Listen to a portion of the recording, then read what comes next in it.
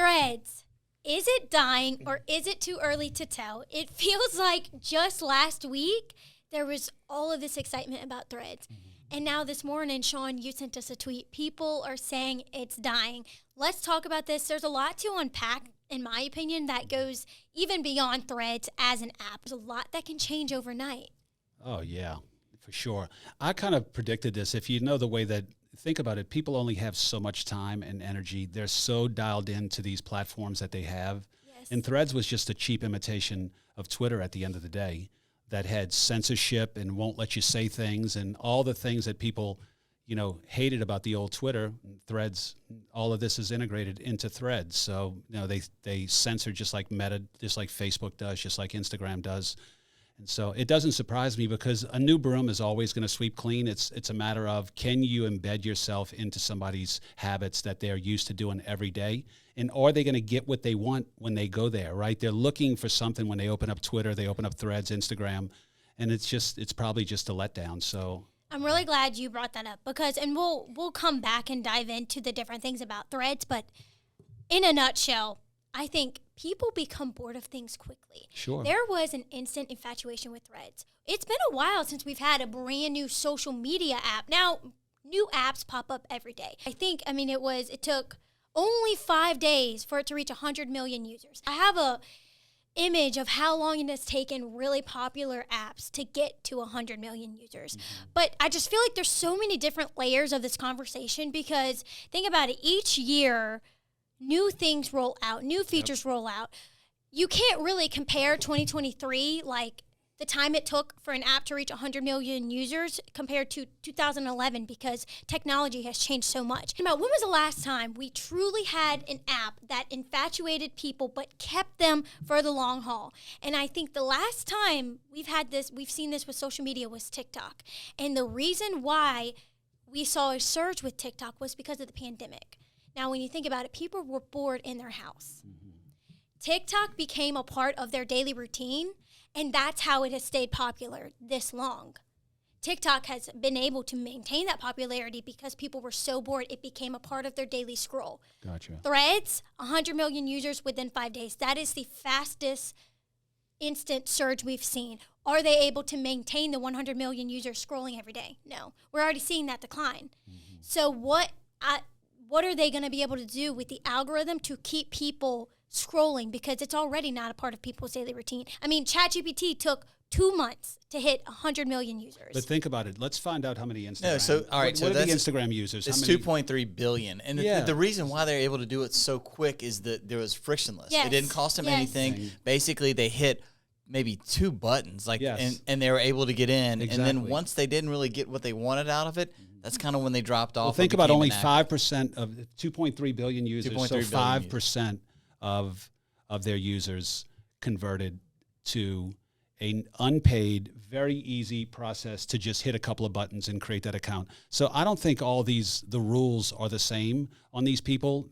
Think about it. None of these other platforms had 2.3 billion users that 2 clicks away, they now have an account. So that played a big part in it. It's only 5% of Instagram users. So Right. I mean, some of my friends still don't even know what Threads is, and it's already dying out. Yeah. That's what I think this is a multi-layer conversation, though. Because Threads, and this is kind of what we talked about with the Tiffany King podcast, her stance was that if you're trying to grow your followers, Threads would be a good app to do it because it was such a seamless process that the average user will use Threads, but we're already seeing a decline in daily average users. Yep. That was smart of Instagram to allow you to seamlessly create a bio and upload your picture and follow all of the same accounts.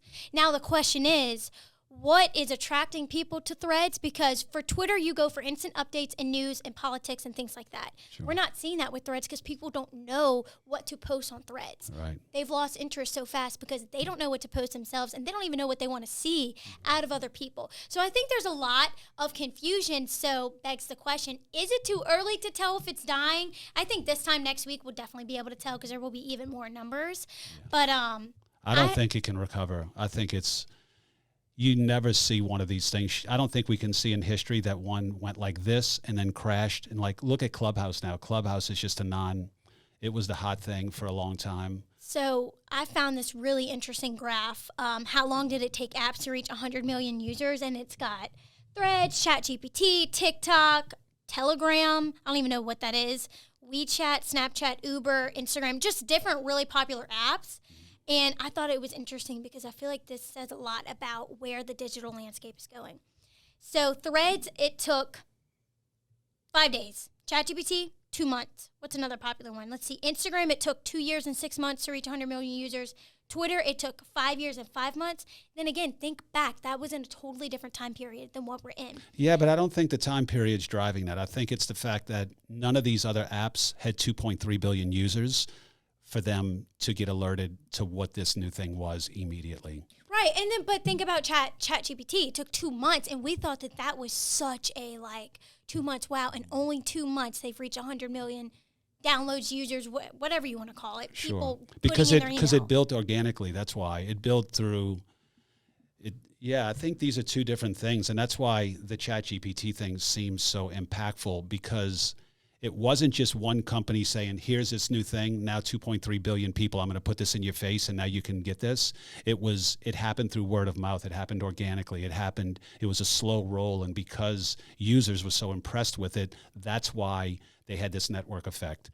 That's not what happened with Threads at all. It wasn't the network effect. It was the fact that the parent company was now pushing down this to every one of their users, and they converted 5% of them in 2 days. I guess so. Objectively, people could say that ChatGPT has died just because it's not trending topic anymore on social media. But it was a trending topic on social media for 6 whole months, which is a while to stay top of mind. I think ChatGPT is still growing at a breakneck speed, and I think the engagement in users. But it's just like anything else. There's a percentage of people that are going to stick, that are going to figure out how to use it, and there's a percentage of people that are going to look at it and say, so. And ChatGPT, though, opened the door. Think about how many AI apps have come out now since ChatGPT. Yeah. So it's still super buzzworthy. It's just not being called ChatGPT. It's things that are being built on top of ChatGPT. Yes. Yeah. That's actually what Jordan, when we were talking about this, he asked me about Threads and all of this, and then he brought up ChatGPT,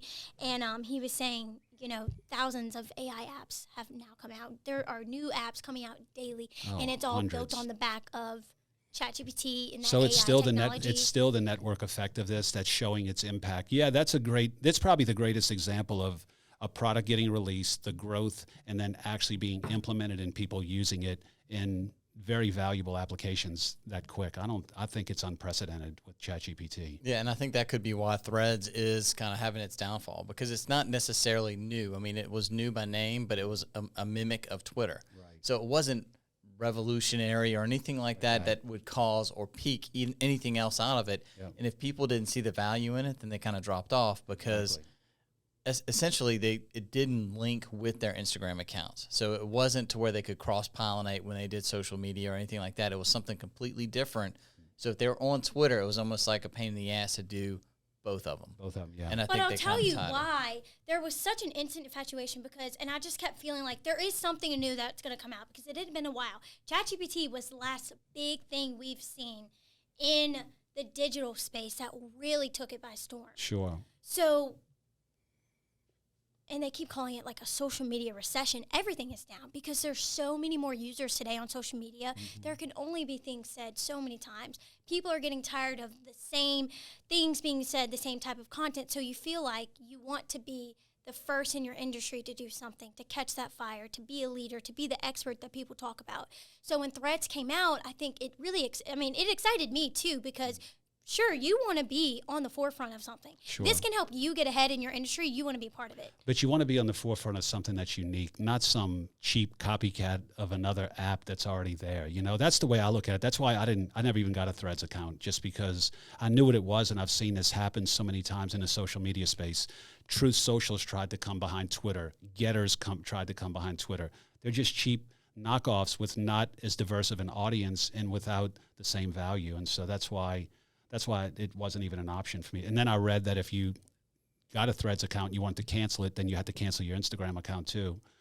So you can't just cancel your Threads account. If you do that, you cancel both your Threads and your Instagram account. So it just wasn't something that I was interested in just because I've seen this playbook many times before. Now, when something unique, Snapchat was unique, TikTok was unique, those things are unique. Those are things that you can see. Maybe they have some legs if they get some traction. But That's also good. It's really good when you're talking about branding as far as being the first to do something. Yep. You know, like some of your biggest brands are the first, and it's hard to overcome them. There's been some cases where they kind of have lost sight and lost track, and they've been like overtaken by the smaller guys because they didn't really keep their eye on the prize. But it's very, very hard to, when you're the first and you have that momentum, even with somebody like, coming out with Threads, having as much momentum as they have, they could not overtake Twitter. just think about it. You can ask, well, somebody comes to you, what is Threads? Well, it's a clone of Twitter.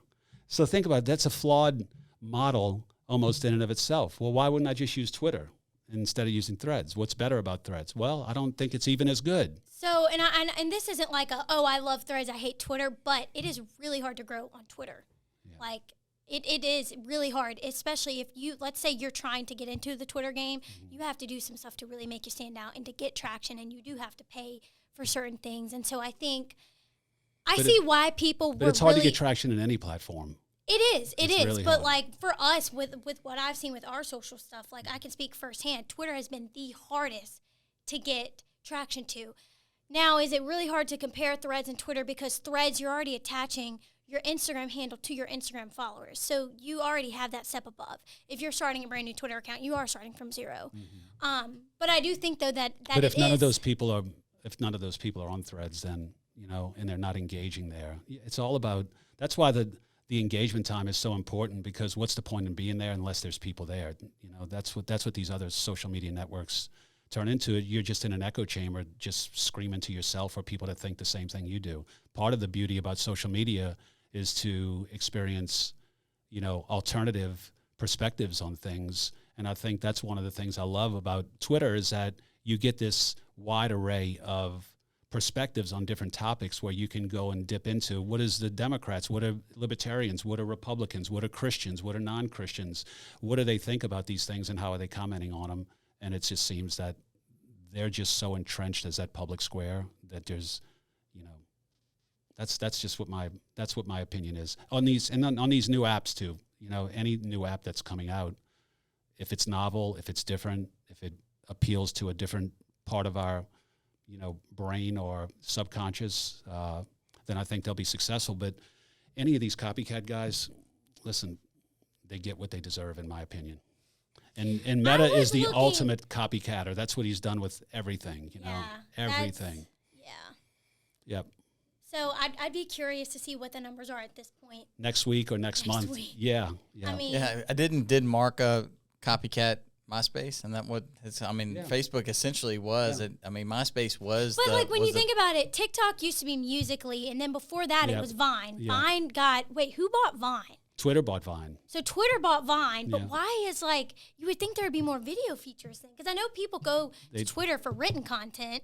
They're deprecating all that stuff. I think Elon's going to screw with Zuckerberg, and I think they're going to have a view within Twitter that'll give you the ability to post a picture with a thumbnail.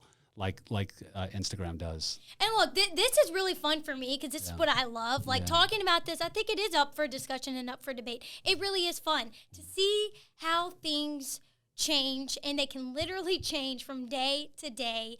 So I don't know. Will there be a completely unique social media app that's going to come out in the future? I don't know. Because think about Be Real. That was like a popular one day, gone the next. Clubhouse was another one. I don't even know what Clubhouse is. Yeah, Clubhouse was. I think you can look to Twitter because he just started his AI company called X.AI. They're building it off Tesla, the cars, self-driving, great intelligence coming from them, and then the Twitter fire hose. He shut this off from all external places so they can't grab the fire hose of Twitter data to run predictive models and such, which a lot of the internet is powered off of that. But I don't know if you saw Elon cut the hose off from all these big people scraping their data and using it to build algorithms.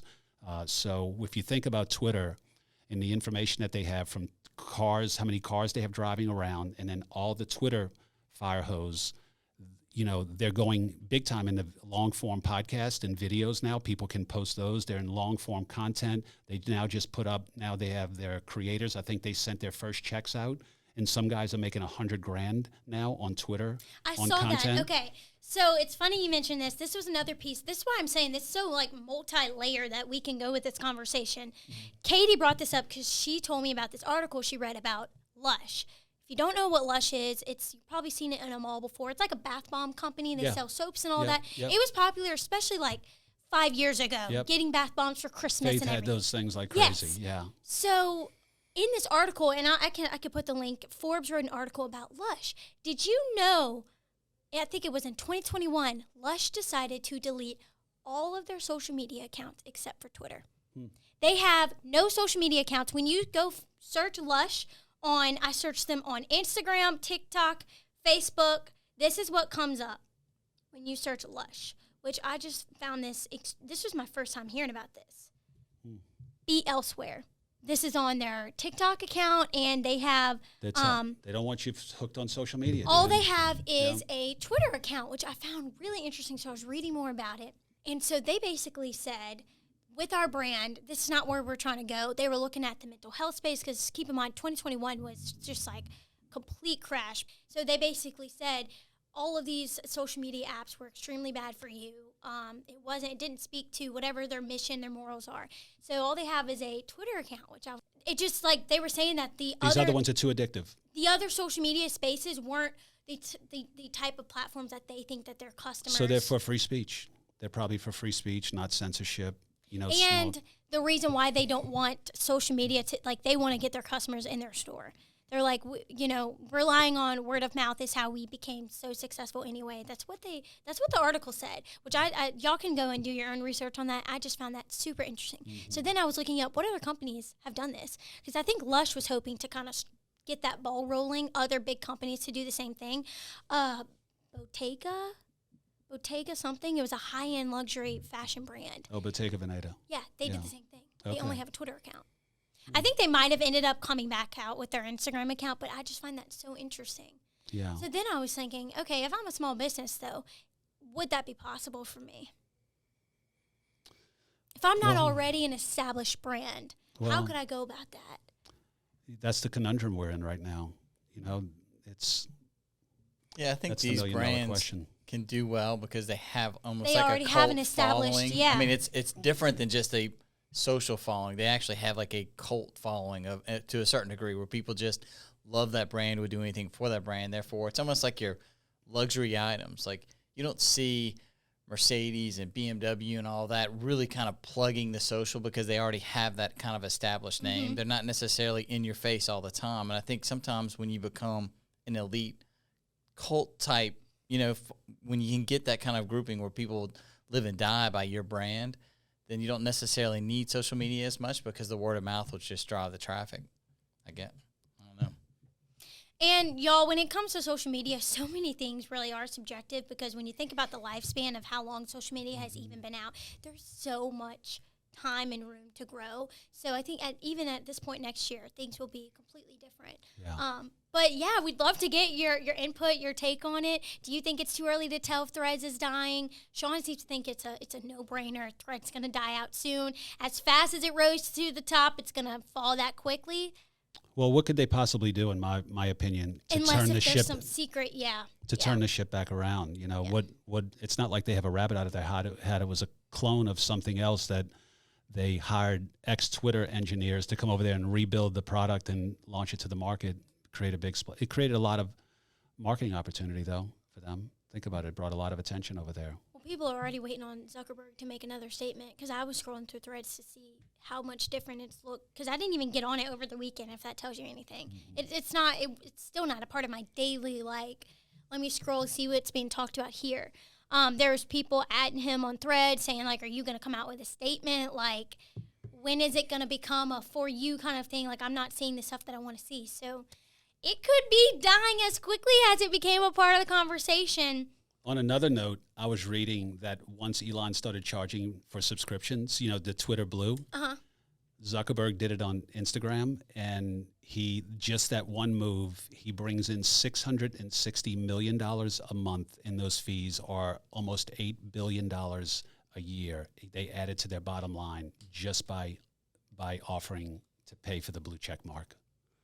$8 billion a year. That's insane. At $8 a piece.